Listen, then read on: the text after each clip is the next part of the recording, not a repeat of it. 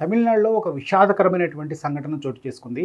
ముఖ్యంగా అగ్ర కులాలకు చెందినటువంటి కొంతమంది ఒక నిమ్న కులానికి చెందినటువంటి ఒక స్టూడెంట్ పైన దాడి చేశారు. ఎందుకు దాడి చేశారు అనేటువంటిది చాలా ఆసక్తికరమైనటువంటి పరిణామంగా గమనించాలి. ఎందుకంటే డిగ్రీ 3వ సంవత్సరం చదువుతున్నటువంటి ఒక స్టూడెంట్ పైన అగ్ర కులాలకు అంటే అదే క్లాస్ చదువుతున్నటువంటి ముగ్గురు అగ్ర కులాలకు చెందినటువంటి విద్యార్థులు అతన్ని దాడి చేశారు. ఎందుకు దాడి చేశారంటే అతనికి బుల్లెట్ ఉండడమే కారణం.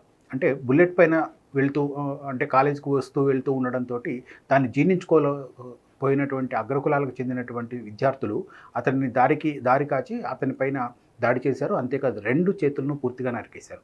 ఈ ఘటన తీవ్ర కలకలం రేపుతూ ఉంది. ముఖ్యంగా విద్యార్థులు అంతటితో ఆగనటువంటి విద్యార్థులు ఏం చేశారంటే నేరుగా వాళ్ళ ఇంటికెళ్ళి వాళ్ళ ఇంట్లో కూడా ధ్వంసం చేశారు.